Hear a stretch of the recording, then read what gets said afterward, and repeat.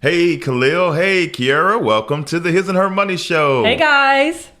Hi, thanks for having us. We're glad to have you. You all have been making a bunch of noise on the internet, doing some really powerful things through the use of real estate. And so we're excited to get you all on to hear your story and to hear your expertise, because I know a lot of people are curious about this world, and you all have figured a few things out that I think will be super helpful. But before we start talking about all that, can you just take a moment and say hello to everyone that's tuned in and let them know what you are all about? Yeah, what's up? His or Her Money Show. We're excited to be here and talk to you all about one of our favorite topics, something that we're passionate about, something that we've grown together in, and that's real estate investing. Right. So we are Charm City buyers. So we invest primarily in Baltimore. So we've built a portfolio of about 20 rental units. And everyone likes to get excited about this whole We Bought the Block project, right? So we have a block of properties here in Baltimore that is really, really exciting, and just excited to share a little bit of our story and what we've learned with your audience. Yeah, we started in 2012. And, from there, we've quickly used various different methods like other people's money and all types of things to get our portfolio going. Awesome. So let's talk about what caused you guys to actually get your start in real estate. Because you all were pretty young, I believe, when you all, got that first property. They're still young. I know, but they were like really young when they started this thing. I like to remind people too, because I'm not 30 yet. I'll be 30 next month. Yeah. But yeah, so we were about a year out of college, or I was about a year out of college when we first started investing. He wasn't too much older than I was. And honestly, for me, real estate is something that I had always been really excited and passionate about as a young child. So I was one of those kids like, Mom, Dad, we should buy the house. And, they kind of look at me in the back of the car like, what are you talking about? So for me, real estate is something that has always kind of been in the back of my mind. And for Khalil, he was very entrepreneurial. Yeah, the story. You'd sell candy in middle school and had a little party business in high school and did a little bit of everything just to flex those entrepreneurial muscles. So when Kiara and I sat down on the couch one evening, fresh out of college, I was 2 years out, and she kind of looked at me with those googly eyes like, babe, can we do the real estate thing? Oh, my goodness. I said, yeah, let's do it. Sure. Sounds good to me. It can impact the neighborhood. It can make a lot of money on a very large scale. And it's something we can leave to our future kids if that's what we decide to do. Right. We were talking about, we were early on, maybe like 4 or 5 years into our relationship or something like that. And so we were talking about what our goals were individually and, really trying to figure out what made sense for us as we came together as a couple and trying to figure out what long-term makes sense for us to do together. What are our goals? What plans and actions can we put forth to reach both of our individual goals and meet some of the things that we're looking to accomplish together? And real estate kind of checked most of those boxes for us both. If not all of them. It was funny. We were looking at all kind of different things, and this is going into the weeds a bit, but it's always fun to share. We were looking at the candy machines at grocery stores. You put a quarter in, get a couple Skittles. This is all sounding too familiar. We did that too. Probably lasted about a week. We looked at, it was DVD machines in malls, and it was right before Netflix. So we're always glad that we didn't go down that path because we would have been obsolete pretty quickly. So yeah, we had looked at all kinds of stuff. Yeah. Wow, it's reminiscent. Yeah. We tried all these things early on in our marriage, and about none of them worked out the way we initially planned. But you all found a sweet spot with this whole real estate investment, and it can be a scary undertaking. But you all have proven that if you take the right steps and measures, you can be successful. So take us back. 2-part question. Talk to us about what your very first deal was. What was it that you bought? What type of strategy did you use? And then you told us that you all have, I think, 20 properties now. Can you talk about the types of properties that you have? Before we get in that, I want to find out first, how did you guys even know where to start? Did you all have a friend or a family member that taught you guys the ropes prior to purchasing? And then we'll come back to my question. Yeah. Sure. So one thing that's really funny, and we like to say, is that we were young enough to not be smart enough to have fear. right? And so we really made a decision and said, this is what we're going to do, and started to put the pieces together. So we started to go to like the Real Estate Investment Association meetings, so the RIA meetings, just kind of getting around people who were talking about real estate is really the first step that we took, and just constantly surrounded ourselves with knowledge and started to read some books and, get around other entrepreneurs and just kind of fill our brains really with this mindset around, taking action is a key part of being successful. And like I said, we were young enough to full-heartedly, run in that direction, and just took the steps and started looking at properties. And the next thing we knew, within a few months of deciding that that real estate was our path, was when we moved into our first deal. Yeah, so we formed a business in June of 2012, maybe July.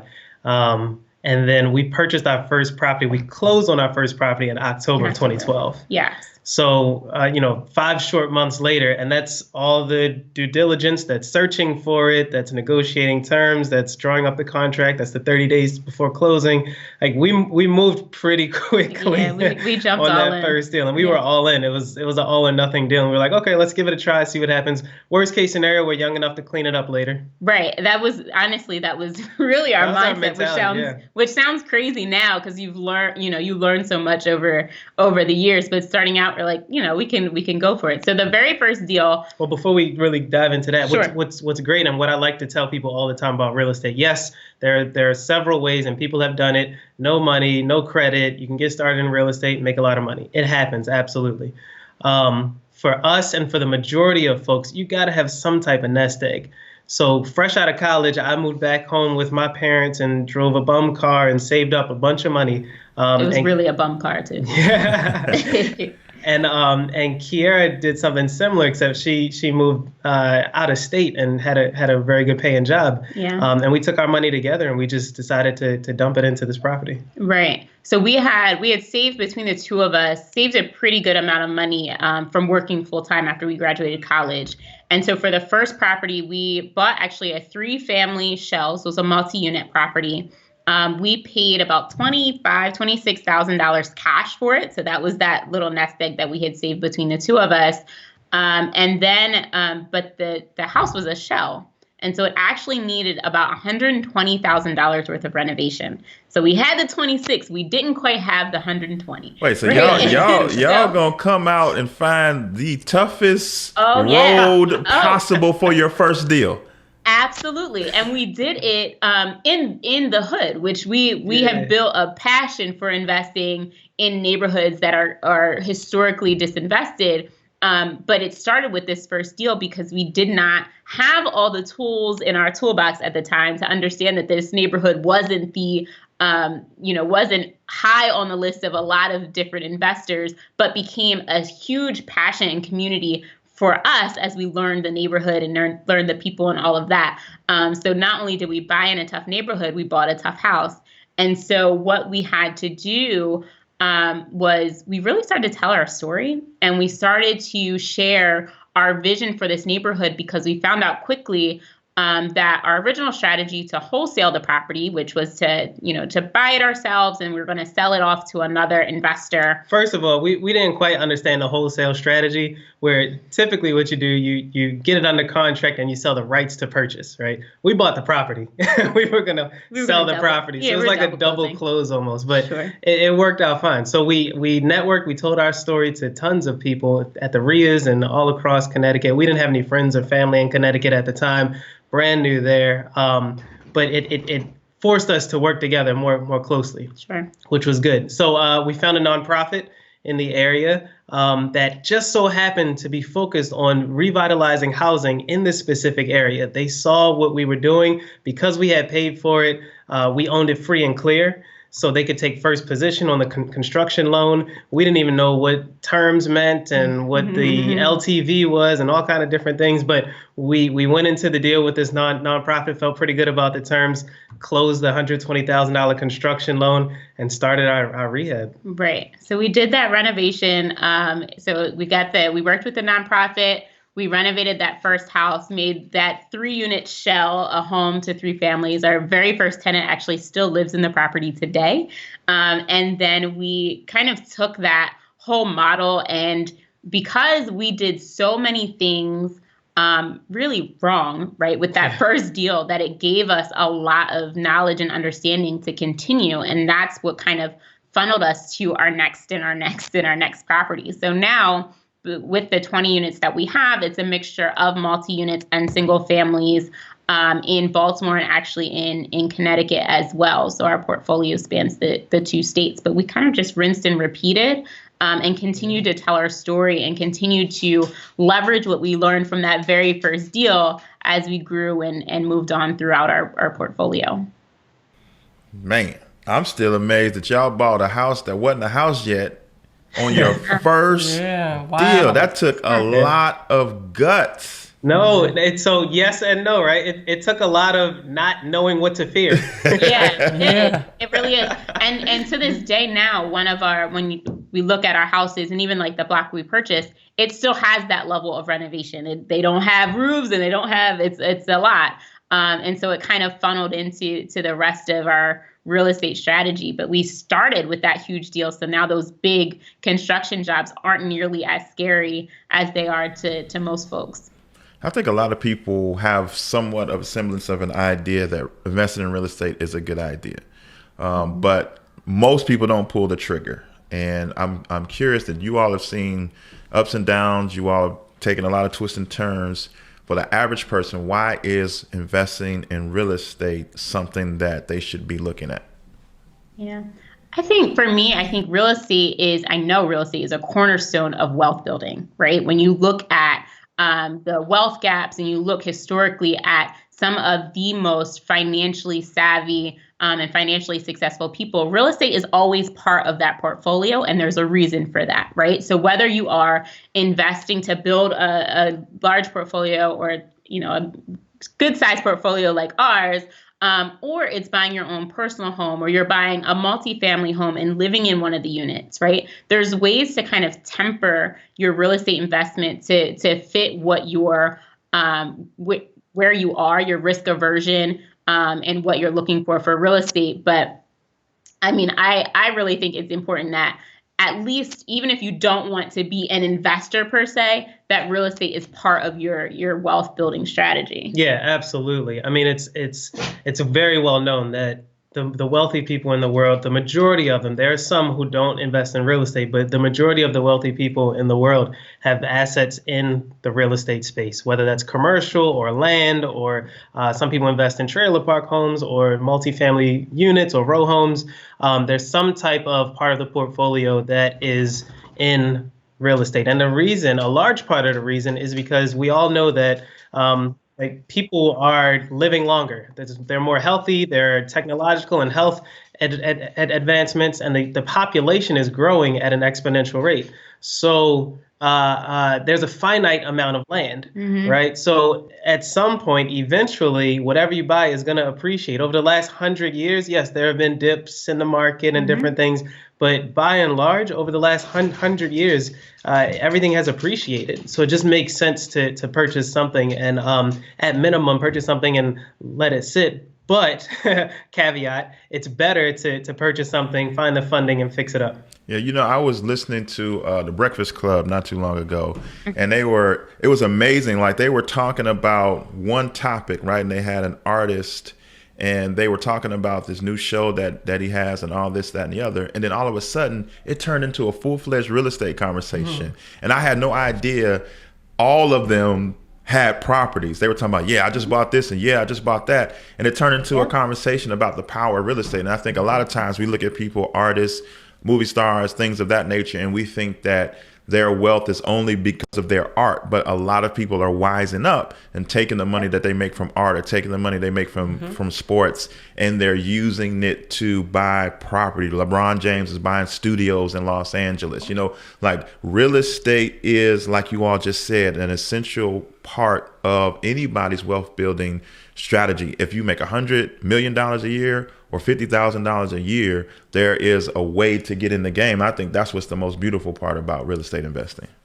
Absolutely, absolutely. And I think what's really important about those folks who we think of as being rich because they play basketball, what I think a lot of people are starting to realize is those types of things are usually finite, right? There's a time and place. Your knee goes out and that's those checks kind of stop.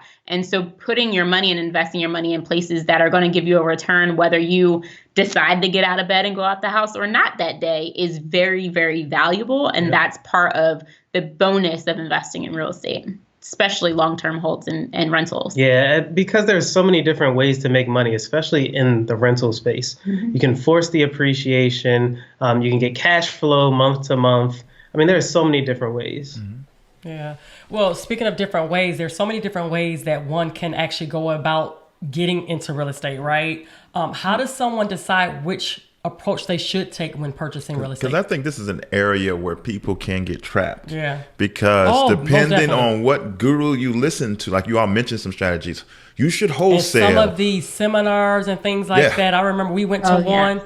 Remember? Yes. Whoa. And they okay, let's share this story. Okay, this is in our young married days where we were like you all. We were investigating every possible way to make money, and we went to a real estate seminar. Now we smart enough to see that this is dumb. What they're about to tell us is really dumb, but people were doing it. One of the assignments, remember, we had to actually go back to our hotel. I think we had to stay at a hotel. So how long we were home. We were very far away. We were in Illinois, but far away. We had to apply to all. They provided a list of credit cards companies that we had to apply to, right? Because they knew that the next day you came, they were going to pitch you this big, huge package. And you were supposed to use these credit card approvals as capital for your first deal. But it almost ended the marriage real quick. So finish the story. Now, I'm just referring to back in the day, we were very gullible and we went to different seminars because we were trying to find different ways. We were trying to get it. Right, make money. Yeah. And one particular one we actually went to the second day when we came back,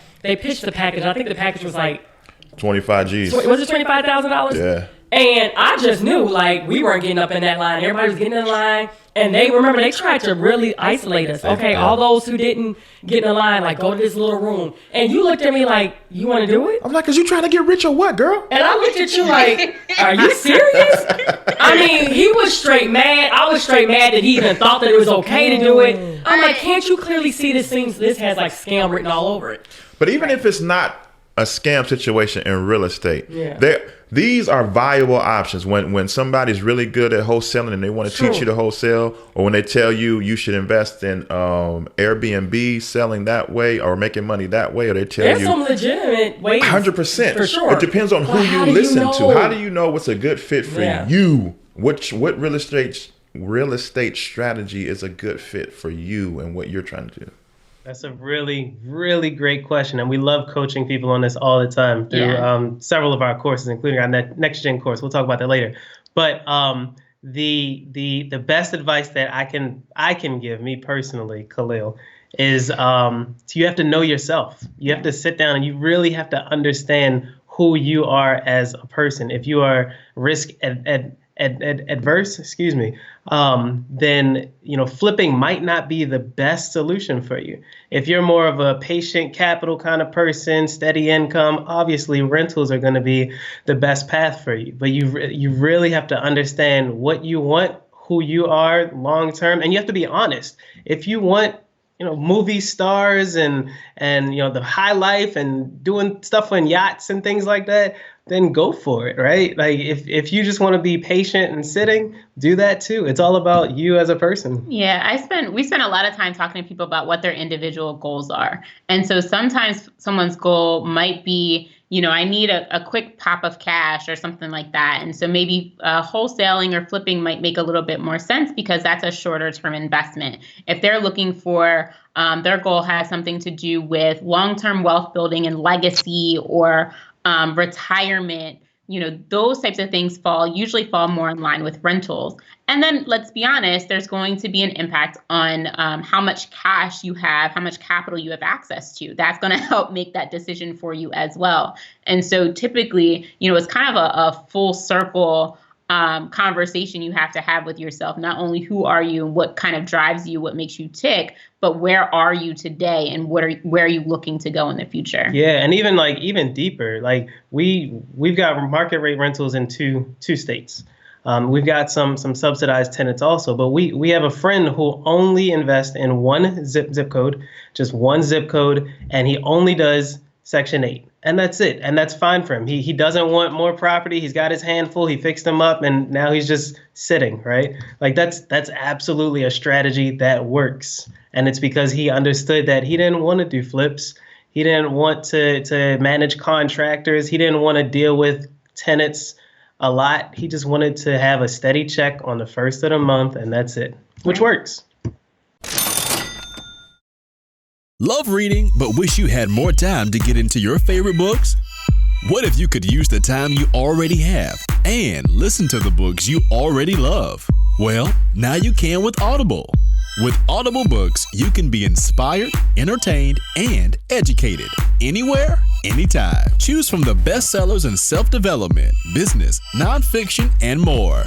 So what are you waiting for? Your first 30 days are free. Visit hisandhermoney.com/audible to get started today. That's hisandhermoney.com/audible. Let's talk about how long did it take you guys after you purchased your first property to then get right into your second property. And then we also want to talk about the whole block. You guys purchased an entire block. Our audience really, really wants to know I think details. I know the answer. They probably went and bought a property the next day. I think I'm going to say maybe 6 months to a year. Not the next day. Yeah, so let's tell the whole story. Yeah, so we bought that property, that 3-unit in October. We connected with that nonprofit, did that renovation. We closed on that loan. It was October 2012. We closed on the loan for the construction in April of 2013. Again, we were trying to wholesale and figure out all these different strategies, and it took us some time to find the nonprofit. Right. So then we started that renovation, that $120,000 renovation in the beginning of May, by the end of April, and finished it by October. Yeah, like October 2013. Right. And then we got our first tenants and stuff in there at that time. So what happened also between that time, purchasing it October 2012, we found out in, call it December 2012, that we were pregnant with our first child. Yes. Awesome. And scary. Right. So we were doing that first deal, and Michaela was coming. So we had Michaela in July. We bought our second property in October of that same year. So the same month that we I told you that we finished the renovation. Right. So they bought it right away. You said the next day. I said 6 months. A few months after having our daughter, and right as we finished that renovation, we bought our second and filled up the 3-unit, and then kind of because we were both working full time, and so we let that 3-unit, as it got filled up, help pay for that fourth unit, the next property that we bought, and kind of cash flow waterfalled almost properties and took it from there as we were both still working. And that's always been the strategy, that waterfall. Let one rental unit or multiple rental units end up accumulating cash, and then dump the water into the next unit, fill that up, dump both of those into the next unit. We can live very, very on a little bit, not a lot of money. So we let the business fund itself and continue allowing it to grow. That's a new term. Well, that I haven't heard. Yeah. Well, okay, so when you guys purchased the second home, did you guys actually pay cash with that then when you said waterfall? Or can you break down the waterfall a little bit more? Did you guys purchase it wholesale and then just renovate it with the waterfall? Like, explain that to our audience. Walk that out. Yes. So the second property, we actually did what's called seller financing. So there's one thing that's really interesting about our entire portfolio is that because we were so creative in how we put deals together, right? The first deal, we were able to connect with that nonprofit, and no one really thinks of nonprofits as a funding source, right? The second property, we seller financed. So we found a property under market value and talked the seller into financing the property for us. So rather than paying them I think Like 30 or 35. Something like that. That much for it up front. We paid them about $600 per month for like 3.5 years or something like that. And so that was that $600. That's when we talk about waterfalling, because we had in that first property, we were bringing in about $2,600 a month. And then our overhead on that property was about $900. And so we had 11, but yeah. We had some room there, and so we were able to, as we filled that one up and did the renovation, we bootstrapped the renovation, so we paid for it based on our incomes and having some cash, and then paid for that monthly cash flow until we had a tenant using that first 3-unit property. I love it. I love it. So let's talk about the block. How did you guys purchase an entire block? A lot of people talk about buying the block, right? It's a hashtag. It's a this, it's a that. But they say, listen, keep Khalil and Kiara bought a block. Yeah. For real. So talk about that. How did that happen? So we do a lot of marketing and talking to sellers. And so we had one seller that we were talking to and tried to buy a house from him, and it fell through. He got an offer from someone else. He was like, but I do have this other property. And so we went and checked it out, and we knew, because we're very connected with what's going on here in Baltimore, we knew that there was a lot of really great things happening in this East Baltimore neighborhood. And so going to go check it out, we're like, this is awesome. We can join kind of this renaissance that's happening over here. Like, but what are we going to do with all the rest of these houses? So there's tons of vacants. And so what we decided was, if we're going to do this one, we need to take down the mall. And so that was the strategy that we decided to move forward on. So we started to reach out to other sellers in that neighborhood, and one by one pick them up. And then we also had, because there was so much going on, and because we were going to spark kind of this whole redevelopment of this neighborhood that's really been it was one block that was really left in this neighborhood that had been renovated. And the reason was that there was a bunch of investors who had bought the properties for really cheap for the city and didn't really have much incentive to do anything with them. So they just sat on them, and it just kind of depleted the whole community. And so we bought them from those investors, got a few other investors who, there's like two sides of the street. So we got some other investors excited about actually doing work with what they had. And we just went for it. Yeah, and Kiara makes a great point. Some people would say, you know what, let's go here. It doesn't look like it. Somebody would have to do something with the rest of them. Let's not do this deal. We looked at it and literally said, if we're going to do it, we got to do it all, period. No ifs, ands, or buts. Like, that's it. It's either we don't do it or we do it all. Those are the two options. And we decided to do it all. Now, I'm sure a lot of people may be thinking, wheels may be turning like mine is. Okay, so explain, how did you guys do that? Did you all set up the whole seller finance with these individual investors? Were the remainder of the homes that was on this block one investor? Or did you guys literally have to approach investor one by one in hopes that they would sell it to you? Yeah, so fortunately, there was one investor who owned 4 or 5 units, which was good.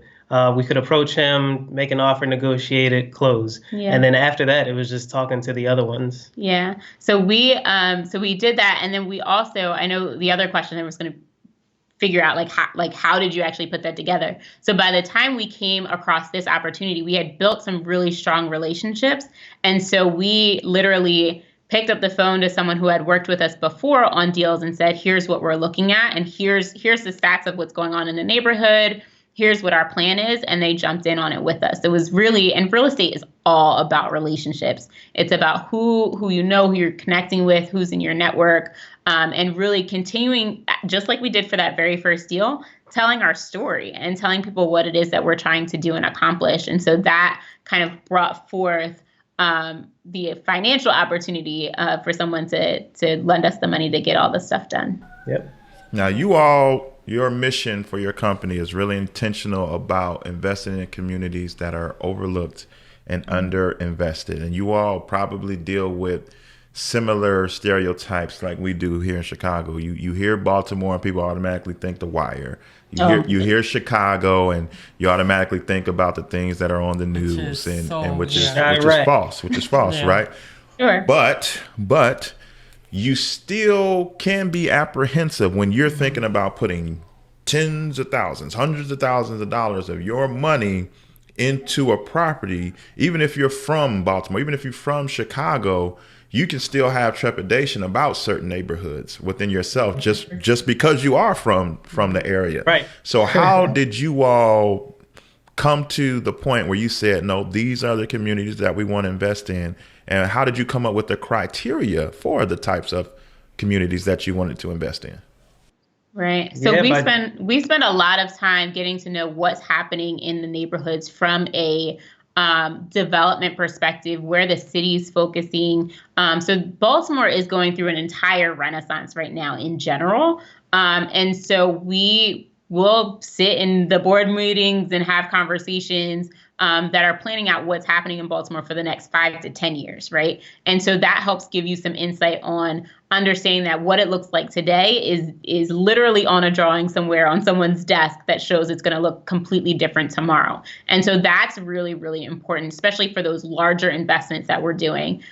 Because we've been doing this for a while, successfully for a while, we've built really great relationships. I'm born and raised here.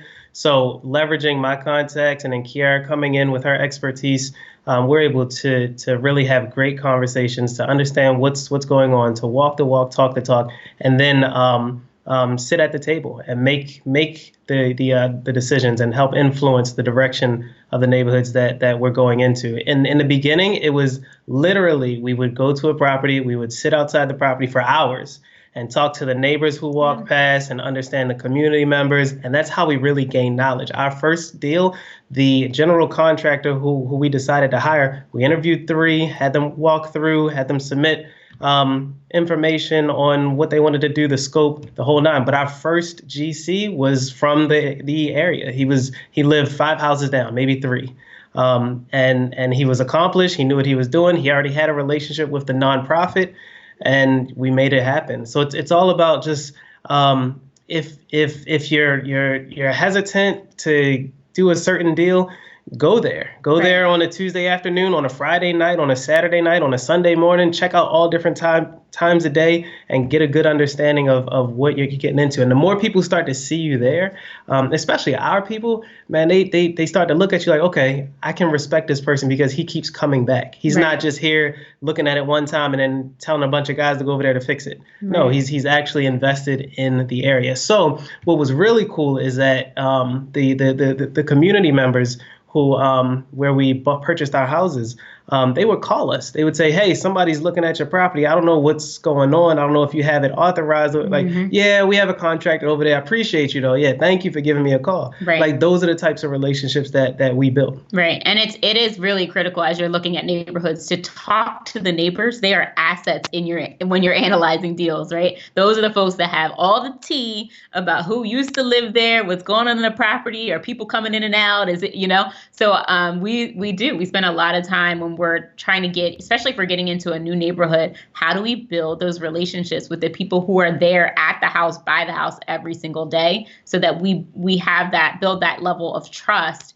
And then those folks usually look out. And so you save yourself a lot of headache because you have people right there that are looking out and end up taking care of your property when you can't. So now we're at the point where we still build relationships with the community members, but now we're going to the community association and building those bonds. And now we're going to the city and building those bonds and saying, hey, what other properties in this area are you having trouble with? Can you help us acquire them? Whether that's an investor who's been sitting and allowing their property to go bad. Is there a way that you can convince that person through legal means to work with us? There's all types of relationships that we're building now because we've been doing it for so long. Right. From a business standpoint, I remember at the beginning of the interview, you all said that the first thing you did, which was a unique, I think, way to do it, was you established an entity first, and then you started buying property. So are you all like on the MLS yourself, or do you all have people searching deals out for you? How are you all locating the deals? Who's structuring, negotiating? Is this all you? Do you have a team? How should a newbie look to replicate what you all are doing? Excuse me, I'll start here. One thing that's really important is knowing your core competencies, right? Knowing who you are, what you bring to the table, and your strengths. one thing that Kiera is fantastic at and always has been is finding the right deal. Yeah, so we definitely we have access. We do have access to the MLS, but we don't usually buy properties on the market. So I'm actually licensed, but we don't usually buy on the MLS because there's just so many eyeballs at it. I like to negotiate my own deals, right? So we do reach out to sellers directly. We'll do our own marketing for folks who are just starting out.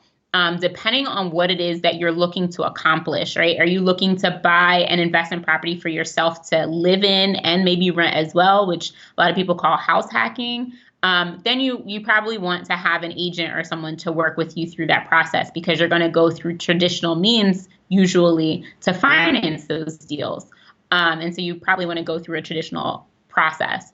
If you are looking to buy something cash or using some of those unconventional ways, or OPM as we call it, a lot of times you can do those deals off market. And that means you're finding the deals yourself, whether it's you're driving down the road and you notice that there's overgrown grass or boarded up windows, or there's one of those papers on the door and the window to show that it's a foreclosure.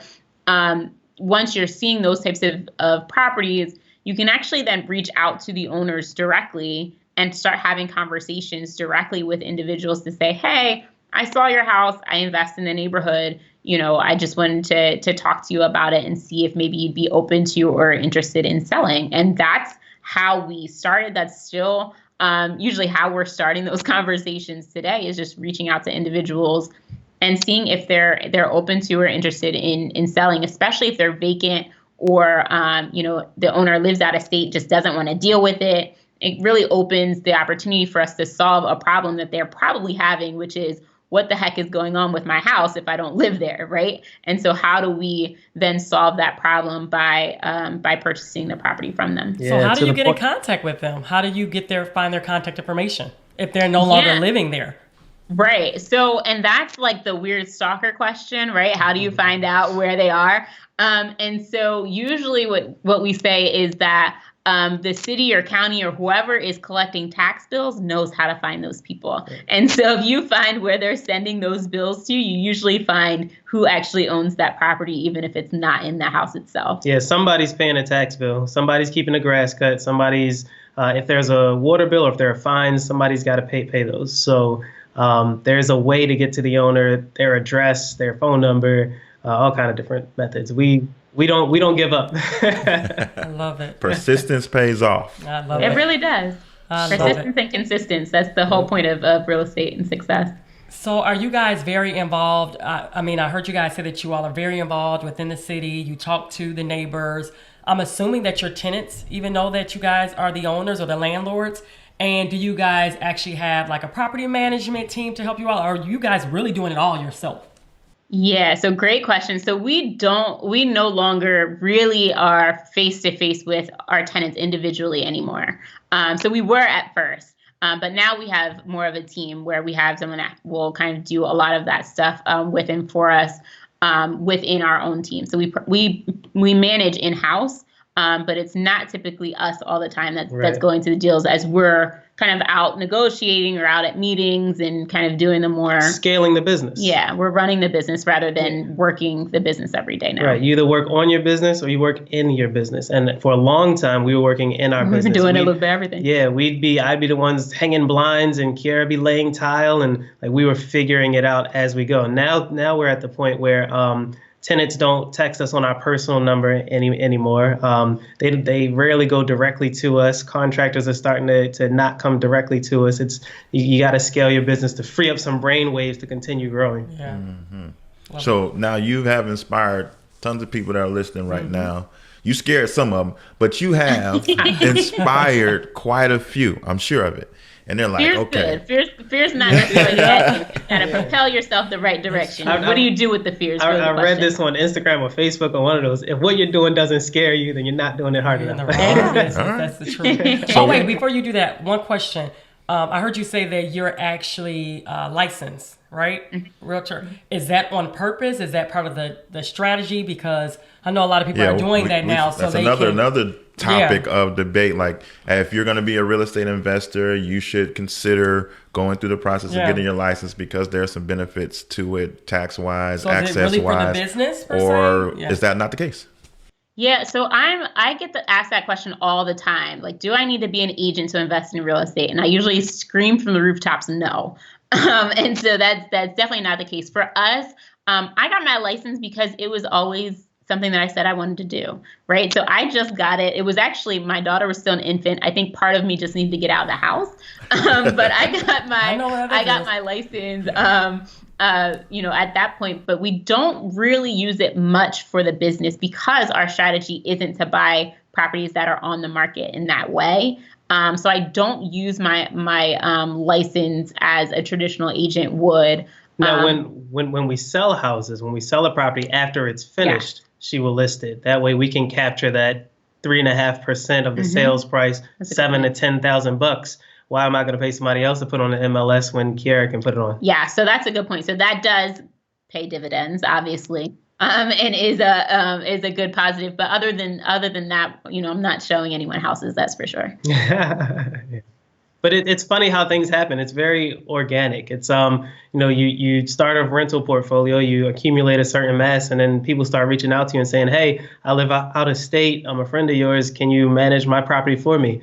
It's like, okay, I guess we're forming a property management business too. Sure, why not? Then it's, hey, I'm flipping houses. I've got all these contractors that I need to keep busy. And then somebody taps you and says, hey, I'm a neighbor. I need my house fixed too. Can I use your team? And you're like, I guess we're starting a construction business. And things start to just organically, vertically integrate in the business. And you start streamlining and doing it all in-house. So for those who are like, all right, I need to do this. I need to do what they're doing. This is amazing. What are a couple things that they should do at the conclusion of this podcast episode when they take their earbuds out their ears? What are some things they should be doing? Or stop watching it. Or stop watching it on YouTube. What are some things they need to be doing? Come talk to us. All right. We're right here. We're on social media all over the place. Just come say, hey, we can get you started. Yeah, we actually do respond to DMs, which sometimes my head spins, but we do actually respond to a lot of the messages and things that we do. Obviously, we've put together, because we get asked so many questions of the same questions all the time. We've put together, like classes or courses. We actually do live meetups here in Baltimore once a quarter. And so we try to get folks together because I think it's really important, just how it was huge for us getting started, that you surround yourself with people who are of the same mindset and who either want to go to where you're going or have been to where you're trying to get to. And so that's kind of the network and the environment that we like to try to provide for people. So definitely, you can reach out to us. Charm City Buyers on Instagram or charmcitybuyers.com. We're Charm City Buyers everywhere, Facebook, Twitter, whatever. It's all the same. But even beyond that, I think it's really important, again, that you try to get to know what it is that you're looking to do. What is your goals? Where are you trying to go? This was our path and our journey, but that doesn't need to look like anyone else's, right? So what is it that you are trying to accomplish for yourself or your legacy or what you're trying to build?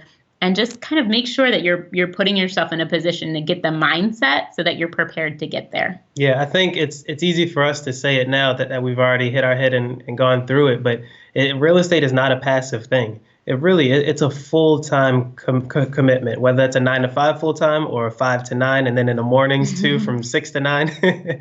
It's really a full-time thing to get the engine started, to get it going, to change your life. And then eventually it gets a little more passive as the time goes on and you can start to delegate more and more.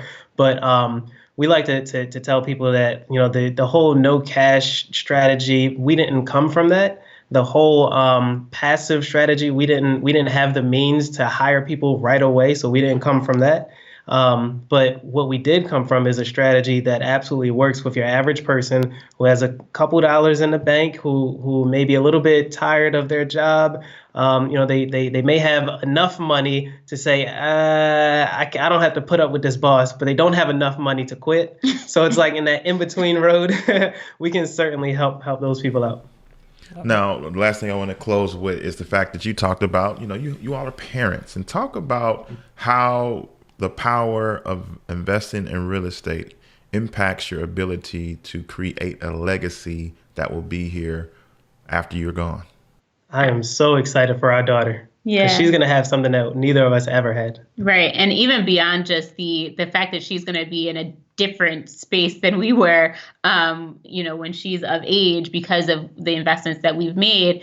Beyond that, she thinks differently, right? She's 5, so she's in kindergarten, and she asked me the other day, and she must have just been like thinking in the back seat. She's like, so do you then have to pay the people who work on mommy and daddy's houses to do the work, and then someone pays you for the house, right? Like, she's putting together these pieces that makes it so amazing to think about what that's going to look like in 10 to 15 years, because she has these pieces of the puzzle that a lot of us honestly don't get that early on, which is really, really exciting, because for us, having a legacy and generational wealth and all that kind of stuff isn't just about money. It's not just about assets, but what knowledge are we passing? What is she going to know now that we can then share with her, that she can take with her, whether we're there next to her or not. So that's really, really exciting for us. And we've never spoken to her in like baby terms and Google Gagas. It's always been like this, very conversational. We'd have a conversation and then we'd go back and say, do you know what this word means? And she'd say, no. Okay, let's explain what it means and why I use it in that context and how it works.